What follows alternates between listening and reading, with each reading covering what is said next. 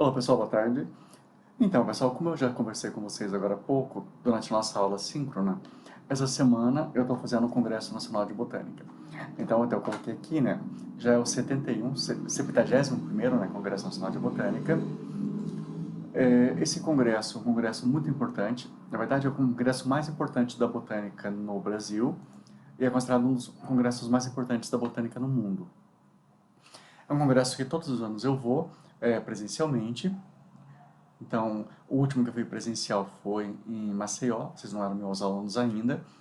O ano passado era para ter ido para Goiás, para o congresso, e o congresso acabou sendo adiado para esse ano, presencial, em Goiás também. No entanto, como ainda nós não temos bons números com relação ao Covid, o número ainda está bem alto, a comissão organizadora optou em fazer o congresso agora de forma online. Então, enquanto eu estou aqui, vocês estão aqui assistindo essa aula, eu estou assistindo aulas também. Eu estou, nesse momento, participando de um simpósio de dendrocronologia, um simpósio sobre árvores e como as árvores se comportam frente ao tempo. Eu vou participar de outros simpósios também, mas exatamente nesse horário eu estou participando desse simpósio. Então nós vamos ter duas aulas hoje, uma aula e a outra aula amanhã. Então, no meio dessas duas aulas, nós temos também uma aula que vai ser síncrona. Então, nessa aula síncrona, quer dizer, online, vocês poderão tirar as dúvidas. Então, essa primeira parte agora, vocês estão vendo hoje, na segunda-feira, e a segunda parte vocês vão ver amanhã, na terça-feira. E amanhã, na terça-feira, durante o momento que nós tivemos online, como nós tivemos um momento online hoje, vocês podem usar para tirar todas as dúvidas. E nessa aula, nós vamos justamente começar a trabalhar com o nosso próximo grupo, que são os mamíferos. Nos mamíferos, nós encontramos uma diversidade muito grande. Por exemplo, os morcegos, que são mamíferos que têm a capacidade de voar, então eles fogem, de repente, do padrão que nós pensamos mais em mamíferos que têm mais, uma relação mais direta com o que nós conhecemos, até com a nossa própria pessoa. No caso aqui, os macacos, mamíferos aquáticos. Depois a gente vai falar um pouco mais sobre isso, mas lembrando que eles não respiram embaixo da água, apesar de viverem super bem, o corpo é adaptado a viver na água, mas não completamente, então a respiração dele não ocorre dentro da água. Mamíferos como porco, como boi, gato, cachorro, estão mais próximos da gente. Nós vamos dar uma olhada agora num pequeno vídeo que mostra um pouco dessa diversidade de mamíferos e logo em seguida nós voltamos para continuar essa parte um pouco mais teórica.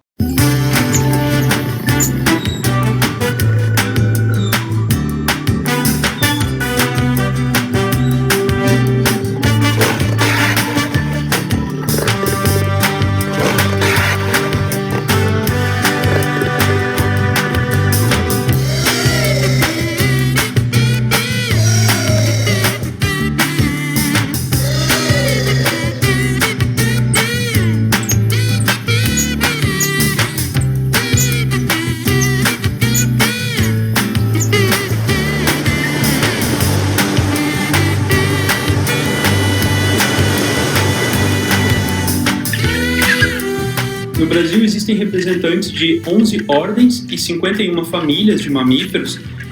A ordem mais diversa é a ordem Rodentia, que é a ordem que inclui os roedores, e essas espécies incluem desde a capivara, que é o maior dos roedores, até pequenos camundongos do mato. Depois da ordem Rodentia, vem a ordem Chiroptera, que é a ordem dos morcegos, como a segunda ordem mais diversa.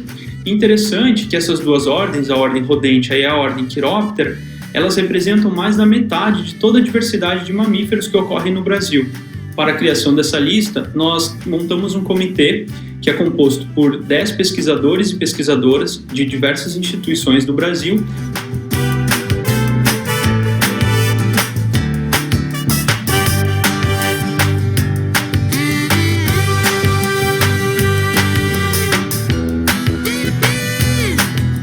Essas diferenças entre as listas, elas se dão pelo avanço dos estudos que resultam em um melhor conhecimento dos grupos. como, por exemplo, o registro de espécies que antes não eram encontradas no país e com mais coletas ou então com estudo dos acervos das coleções, né, zoológicas, elas são então reconhecidas e inseridas na lista. Ou acontece o contrário, o reconhecimento de um registro que se deu pela identificação errônea e o registro é corrigido, a identificação é corrigida e a espécie é então retirada da lista.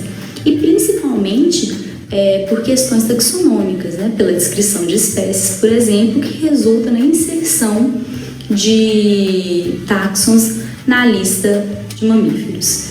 Muitas dessas espécies, elas são chamadas de espécies crípticas e superficialmente elas são muito parecidas.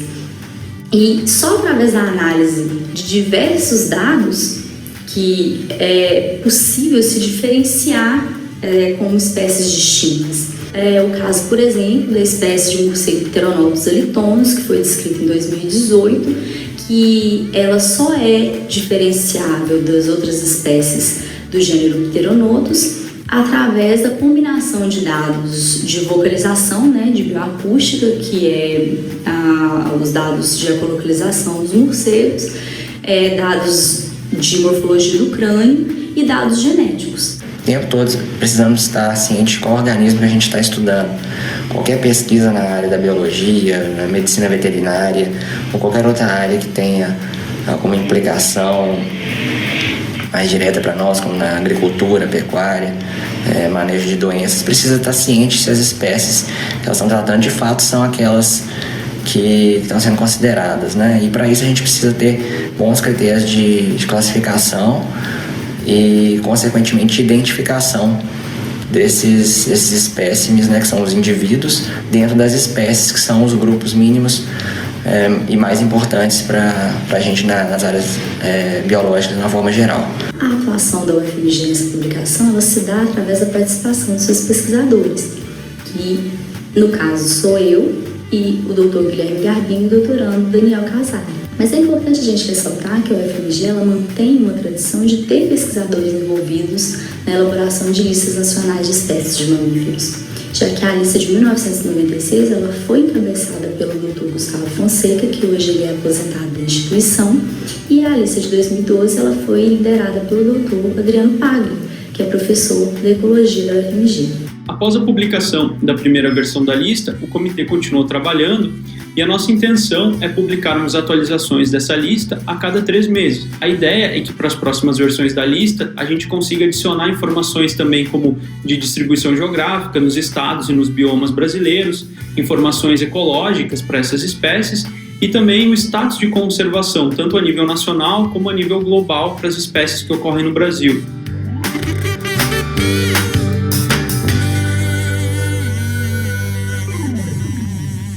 Nós vimos então essa grande diversidade de mamíferos. Então, lembra que nós também somos mamíferos, da mesma forma que macaco, que então, algumas coisas vão aparecer em comum entre esses seres vivos. Eu poderia perguntar para vocês, por que todos esses seres vivos podem ser considerados como mamíferos? Da mesma forma que a gente poderia perguntar por que todos os peixes são peixes, por que as aves são aves e assim por diante. Então vamos fazer uma pequena relação do que transforma um ser vivo em um mamífero. Então vou colocar os dois primeiros itens juntos. A possibilidade de produzir leite, quer dizer, ter glândula mamária, nem todos produzem, porque os machos têm, mas não produzem. E a possibilidade de lactação, quer dizer, amamentar e tomar esse leite. A fêmea amamenta e o filhote toma o leite. Nós somos de um grupo, os mamíferos, né, nós mamíferos, de animais que são vivíparos, ou seja, o filhote já nasce pronto. É claro, a gente vai falar daqui a pouco nas exceções, os monotremados botam ovo, mas tirando essa exceção, o ornitorrinco e a ecdina, todos os outros nascem a partir da mãe já prontos. Presença de pelos, presença de glândulas e o controle da temperatura do corpo. Então, enquanto grupos anteriores tinham escamas e penas, agora nós temos pelos. Enquanto eles tinham poucas glândulas, agora nós temos muitas glândulas. E O único que até agora controlava a temperatura do corpo eram as aves. Então eu comentei durante as aulas que alguns lagartos estão fazendo esse controle, mas é uma exceção. Então nós, da mesma forma que as aves, controlamos a nossa temperatura corporal, ou seja, nós somos endotérmicos. Então, se eu olhar para a nossa pele, olhar para a nossa glândula mamária, então, eu vou observar a presença de gordura e a presença de alvéolos, pequenas glândulas, onde esse leite é produzido. Então, como eu falei, os machos também têm, mas ele é atrofiado, então nós não conseguimos produzir o leite. Olhando para a pele com um pouco mais de detalhamento, eu vou ver a presença de pelo. Perceba que aqui tem um músculo que faz com que esse pelo possa se movimentar. Então, em dias mais frios, esse pelo se movimenta, vai para cima, formando um bolsão de ar quente que aquece nosso corpo. É claro, nós humanos, por exemplo, a quantidade de pelo não é suficiente para isso. Mas um gato, um cachorro, um macaco, sim, vai formar esse bolsão de ar quente que vai manter o corpo mais quente em locais frios. Você pode imaginar também que esse pelo serve para proteção mecânica contra choques e coisas assim. Nós temos pequenos poros ligados à glândula sudorípara. Claro, nem todo mamífero sua. Gatos, por exemplo, cachorro, perdem temperatura a partir da boca e das patas. Nós, por exemplo, humanos, suamos para reduzir a temperatura do nosso corpo. São glândulas do tipo exócrina. Então, ele é jogado para fora, ele vai para fora da epiderme, e então esse suor evapora e faz com que a nossa temperatura caia. Aqui é só o detalhe daquele músculo que eu comentei, que movimenta o pelo, e uma grande quantidade de gordura. Então nós temos gordura na nossa pele, que serve para proteção, inclusive para formar uma camada maior, que é essa camada aqui embaixo, que vai servir não só para proteção mecânica, mas também para que nosso corpo mantenha a temperatura. Então, animais que vivem em locais mais frios têm uma maior quantidade de gordura. Nós temos também, na parte mais baixa da pele, abaixo da epiderme, nervos que permitem que nós tenhamos, então, o tato, possamos sentir, e também permite que nós possamos sentir calor, possamos sentir, inclusive, dor. Vasos sanguíneos, a parte mais externa da epiderme não tem sangue, se a gente se cortar não sai sangue, mas a parte mais interna é irrigada. Então, lembra do vídeo que existem diversos grupos animais e nós vamos dar uma olhada agora em alguns desses grupos. Então aqui nós temos, por exemplo, o morcego, que é o grupo dos quirópteros, os roedores, como por exemplo a capivara. As pessoas até esquecem que capivara, até símbolo de Aguaraíva, né? É um roedor, é como um parente do rato. Lagomorfos, como o coelho, insetívoros, como a toupeira, carnívoro, como cães e gatos. Aqui, perisodáctilo, o rinoceronte, artiodáctilo, por exemplo, porco e camelo, proboscídeo, elefante, cetáceo, as baleias, sirênio, peixe, boi, dermóptero, os lêmures, e primata, onde estamos nós, juntamente com outros primatas. Edentatos, preguiça, e aí voltamos a todos aqui os outros grupos. Então, eu posso dividir eles em 3 grupos inicialmente. Prototério, aqueles que botam ovo. Metatério, aquele que o filhote nasce e continua o desenvolvimento no marsúpio, o canguru, por exemplo, o gambá. E os eutérios, em que o bebê nasce, então vai ser amamentado, mas ele não tem uma relação mais tão direta com o corpo da mãe. Então, começando pelos monotremados, né, o grupo dos prototérios, então aqui são os primeiros ovíparos. Eles produzem leite, não tem exatamente uma glândula na forma de uma mama, ele derrama esse leite, e tem ovos. Essa é uma questão super importante, esse ovo sai por uma cloaca. Então vamos dar uma olhada como que é esse grupo de mamíferos. É bem interessante, acho que vale a pena a gente conhecer um pouco mais deles. O ornitorrinco é um dos animais mais interessantes, especiais e únicos do mundo. Ele se caracteriza por ser uma mistura entre um castor e um pato, algo fascinante considerando as diferenças notáveis entre esses animais. E você sabe se o ornitorrinco é um mamífero? Já ouviu falar que ele põe ovos? Nesse vídeo do Perito Animal, nós revelamos todas as informações que você precisa saber sobre esse animal fantástico.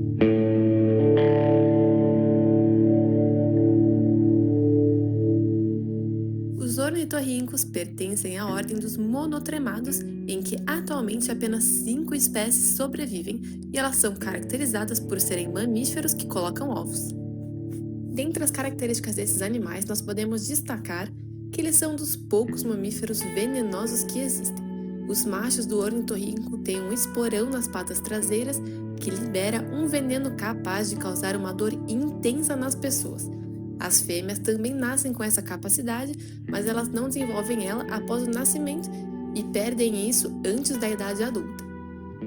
Tá, mas o veneno do ornitorrinco é mortal? Para pequenos animais, sim, mas para os humanos, não. E se você está curioso para conhecer outras espécies que são venenosas, nós vamos deixar aqui um vídeo dos 10 animais mais venenosos do mundo, aqui em cima.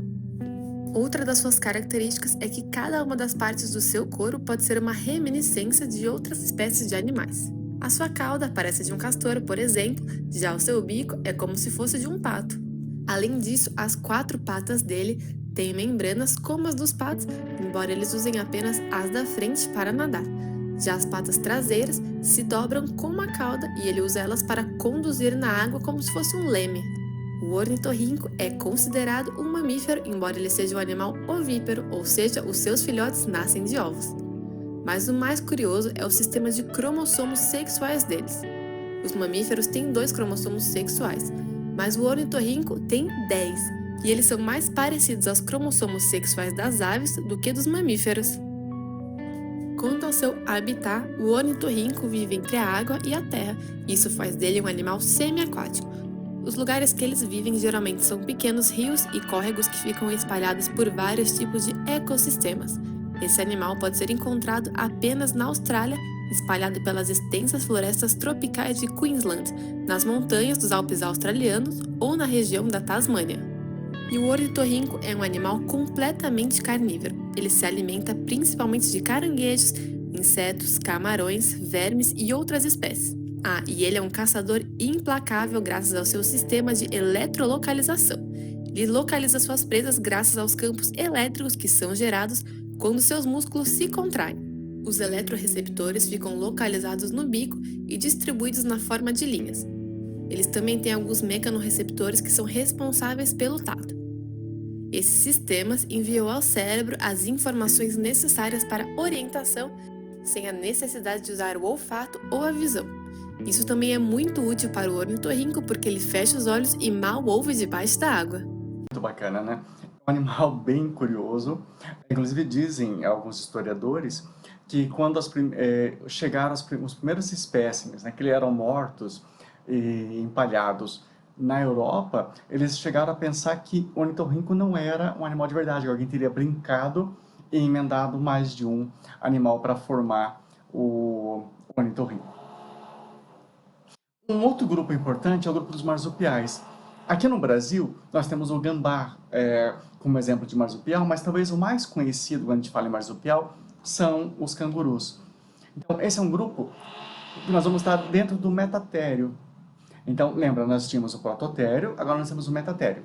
A grande diferença agora é que o filhote não vem de um ovo, mas depois que ele nasce, ele continua no corpo da mãe para que ele continue o desenvolvimento. Então, ele fica dentro de uma bolsa, que é o marsúpio, e continua o desenvolvimento dentro dessa bolsa, até que ele tenha tamanho suficiente para poder se desenvolver.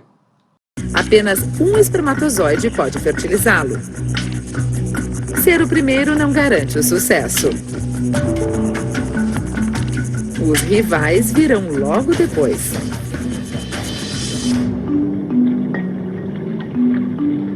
O espermatozoide de canguru vence a competição criando uma armadilha.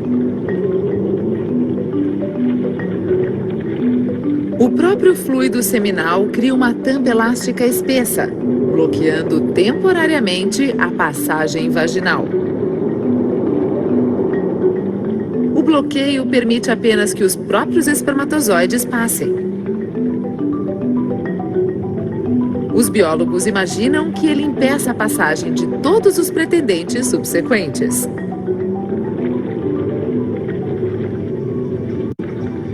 Para aqueles que passam, o caminho não é único. O canguru tem 3 vaginas.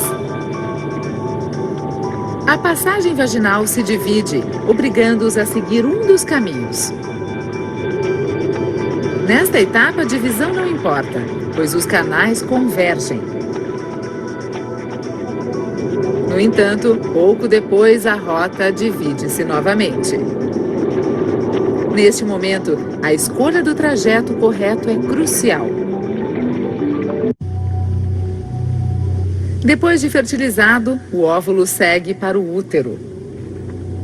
No ser humano, o zigoto se desenvolve na segurança do útero por 9 longos meses. No canguru, a estadia será extremamente breve.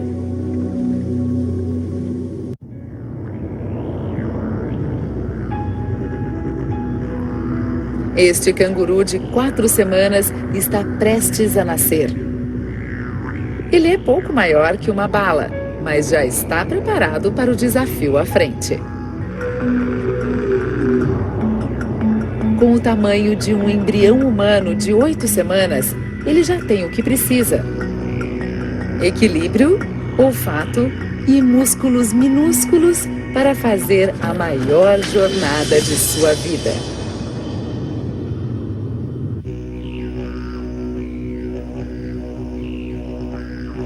O nascimento de um canguru foi poucas vezes filmado.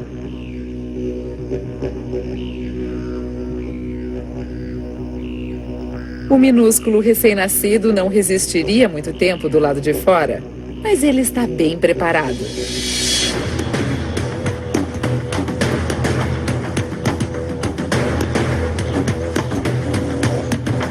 Usando o ouvido interno para se equilibrar, o nariz para encontrar o caminho e os braços para se impulsionar, o filhote segue para cima.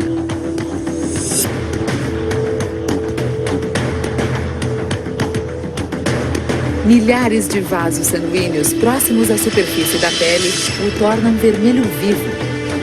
Neste momento, ele absorve o oxigênio diretamente do ar, mas seus pulmões ainda são imaturos demais para a tarefa. Após 2 minutos de esforços, quando já está quase esgotado, o filhote chega à borda da bolsa.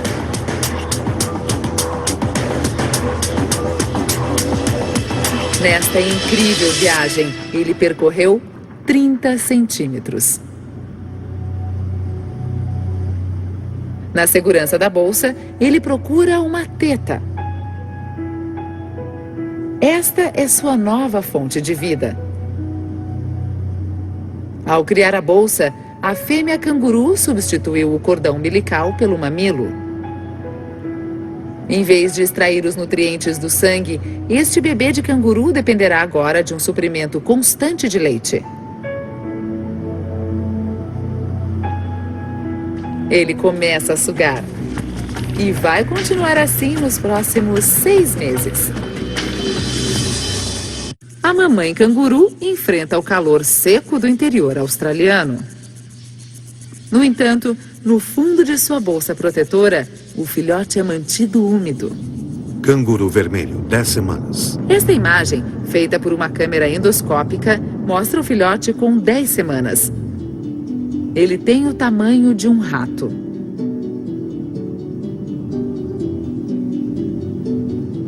A teta está firme em sua boca e fica mais comprida e mais flexível à medida que o filhote cresce. O leite fornecido é único. Ele muda de característica a cada semana para atender às diferentes necessidades do filhote. Neste momento, é pobre em gorduras e rico em açúcares e vitaminas. Isso estimula o desenvolvimento do cérebro e do sistema nervoso. O leite mudou novamente. Tem mais proteínas porque agora sua função é sustentar o crescimento de tecidos e membros. Eles são fundamentais para o sucesso do animal. Em longas distâncias, um canguru é capaz de acompanhar um cavalo de corrida. Ele atinge 60 km por hora e salta uma distância equivalente a 2 carros.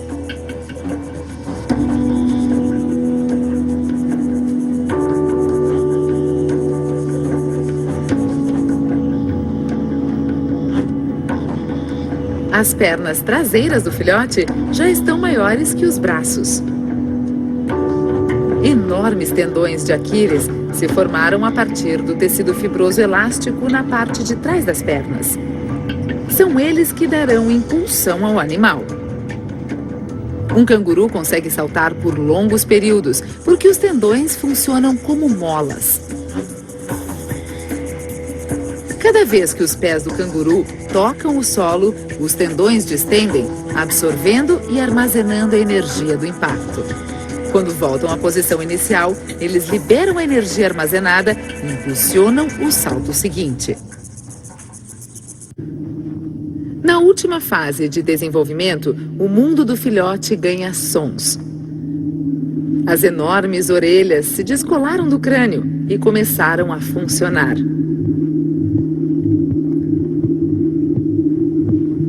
Elas detectam de tudo, desde o batimento cardíaco da mãe até o canto dos pássaros próximos.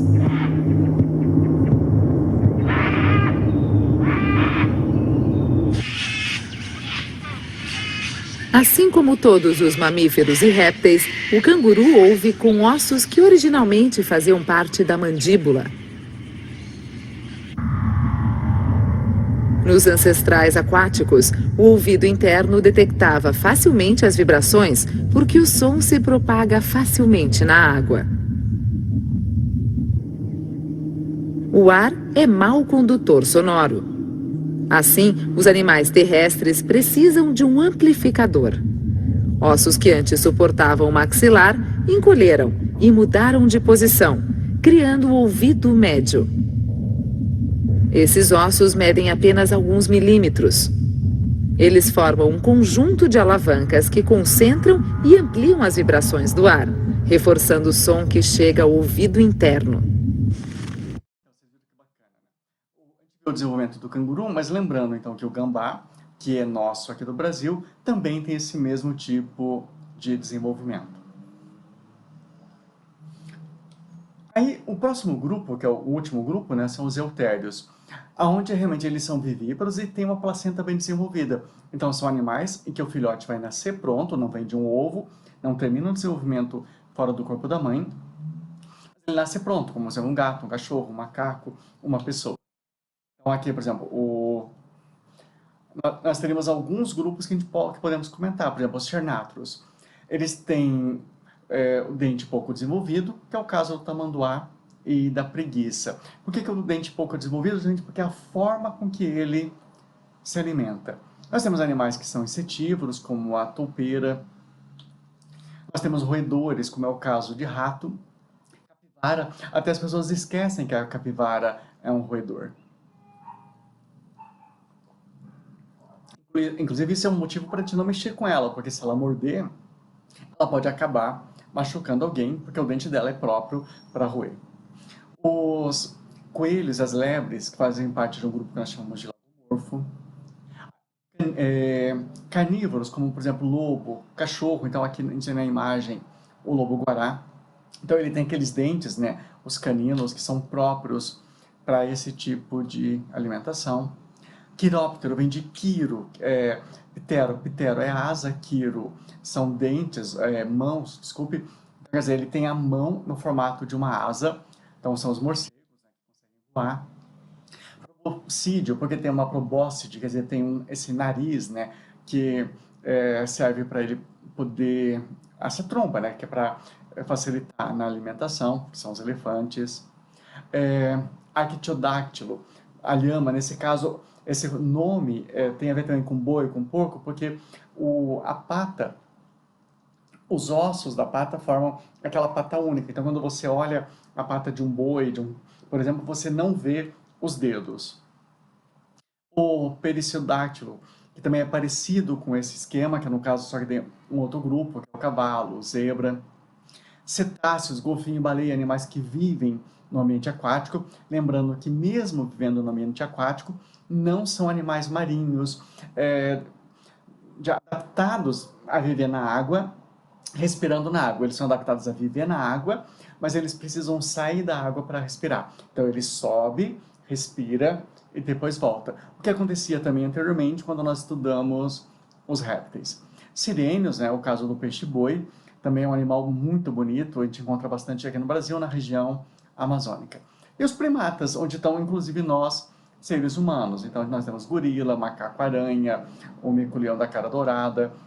E quando eu olho aqui, a gente consegue ter uma ideia de todo esse grupo. Então nós temos aqui, olha, o grupo dos morcegos, aqui nós temos o grupo dos marsupiais, os monotremados. Então esses dois aqui, primeiro, então lá, bota o ovo, o filhote nasce, então monotremado. O marsupial, o filhote nasce, mas termina desenvolvendo o corpo, e a partir daqui, todos os eutérios, aqueles que se desenvolvem realmente fora do corpo da mãe. Os dentes dos mamíferos também então vão variar de acordo com essas funções, esses hábitos alimentares que a gente estava comentando agora. Então, eu pego aqui, por exemplo, uma serpente, olha aqui o formato do dente dela. Lembra que a gente viu até um vídeo sobre o formato de dente das serpentes. Aí eu pego aqui um cachorro, veja que ele tem um incisivo bem desenvolvido, justamente porque ele vai morder. Eu pego o cervo, que é um animal que come grama, por exemplo, veja que ele já não tem esse incisivo tão nesse formato aqui. Ele tem um formato para cortar grama e depois ele tem esse premolar desenvolvido para poder esmagar o alimento. Enquanto que aqui, olha, você pode ver que todos eles têm esse formatozinho para poder realmente não esmagar, mas poder cortar o alimento. Então, o incisivo, ele corta, o canino, ele perfura, e os outros, os molares e pré-molares, eles vão mais triturar. A digestão, nós temos o aparelho digestório completo, a maior parte do alimento ele vai ser absorvido no intestino delgado, a parte que interessa para a gente, e depois o restante, a água é absorvida no intestino grosso, e então as fezes são eliminadas. Nós temos toda uma série de enzimas nesse processo digestório. Então a digestão começa na boca, onde nós temos o processo de mastigação e insalivação, passa então para o esôfago, do esôfago vai para o estômago. O estômago, que é um ambiente ácido, nós temos algumas enzimas que vão digerir principalmente proteínas e algumas gorduras. Passa então para o intestino, essa acidez é quebrada a partir de substâncias que vieram de glândulas, principalmente do fígado e do pâncreas. A digestão continua, ele vai passando e vai sendo absorvido aquilo que nós precisamos.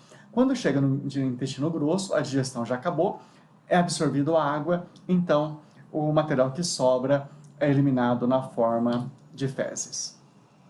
Quando eu penso na circulação e na excreção, lembra que o coração de peixe tinha 2 cavidades, e assim foi evoluindo, passou para 3, chegou em 4, em aves 4 bem dividido, que é a mesma coisa que acontece nos mamíferos. Então nós temos novamente o coração com 4 cavidades, circulação dupla e fechada, o sangue arterial não mistura com o sangue venoso. E as substâncias tóxicas que circularam por esse sangue e que eu preciso jogar fora, vão ser filtradas pelo nosso rim, vão passar pela ureter, cair na bexiga urinária e depois ser jogado fora pela uretra. Respiração por pulmões, lembrando que mesmo os animais marinhos também respiram por pulmões, mas nesse caso, os animais marinhos, eles conseguem ficar muito mais tempo embaixo da água, mas na hora de respirar, precisam subir. Bem, a troca gasosa, quando o oxigênio entra, esse oxigênio vai ser trocado pelo gás carbônico numa parte que nós chamamos de bronquilo. Vocês vão ver isso com mais detalhe quando nós já estudando a parte de corpo humano, mas é interessante a gente já estar comentando a respeito disso. Nós temos então um sistema nervoso super desenvolvido, uma capacidade de aprendizado muito grande, não só em seres humanos, mas em outros animais. Você pega, por exemplo, gato, cachorro, todos conseguem aprender com uma certa facilidade uma infinidade de coisas. Bem, a reprodução, como nós falamos, os mamíferos são vivíparos, com exceção dos monotremados, que são ovíparos. A fecundação sempre é interna, e, com exceção daqueles que botam ovo, existe uma placenta. É justamente essa placenta que vai fazer com que o bebê, enquanto está dentro do corpo da mãe, receba o alimento. Então, a gente consegue ver aqui o bebê dentro da bolsa amniótica, com o líquido amniótico, o cordão umbilical e a região da placenta. Então, a placenta levando material para a criança e depois também retirando materiais que não devem permanecer ali dentro. Pessoal, então é isso nessa primeira parte da aula. Nós vamos ter mais uma aula ainda online, onde eu vou estar conversando com vocês ao vivo, e depois nós passamos para a segunda parte dessa aula no segundo vídeo. Pessoal, continue se cuidando e até depois.